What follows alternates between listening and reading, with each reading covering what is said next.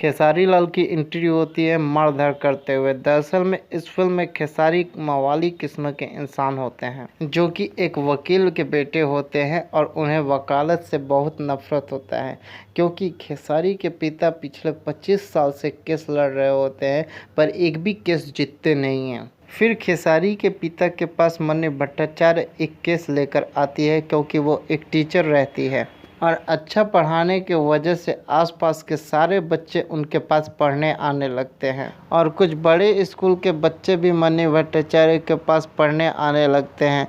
तो उस स्कूल का मालिक लोग मन्नी भट्टाचार्य के छोटे से स्कूल को हटाने का कोशिश करते हैं जिससे तंग आकर मन्नी भट्टाचार्य उन लोगों पर केस करती है और मामला कोर्ट में चला जाता है। जब खेसारी के पिता केस को लड़ रहे होते हैं तो उनकी किसी कारण की वजह से मौत हो जाती है तो खेसारी लाल मन्नी भट्टाचार्य पे बहुत गुस्सा करते हैं कि तुम्हारे वजह से मेरे पिता की मौत हुई है और मैं अनाथ हो गया हूँ।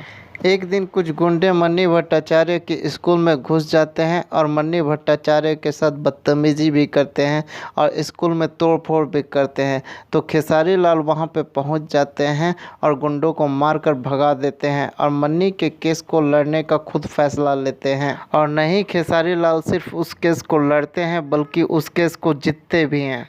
दोस्तों, यही कहानी है सन ऑफ सरदार जिसका ट्रेलर 16 जून 2023 को कैप्टन वॉच हिट्स पर रिलीज़ किया गया है जिसे अभी तक 16 लाख से भी ऊपर व्यूज़ मिल चुके हैं और 1 लाख से भी ऊपर लाइक्स मिल चुके हैं। दोस्तों, अगर मेरा ये वीडियो आप लोगों को अच्छा लगा हो तो लाइक करें वरना डिसलाइक करें। फिल्म से जुड़ी जानकारी के लिए हमारे चैनल फिल्मी अड्डा को सब्सक्राइब करें। धन्यवाद दोस्तों, मिलते हैं नेक्स्ट वीडियो में।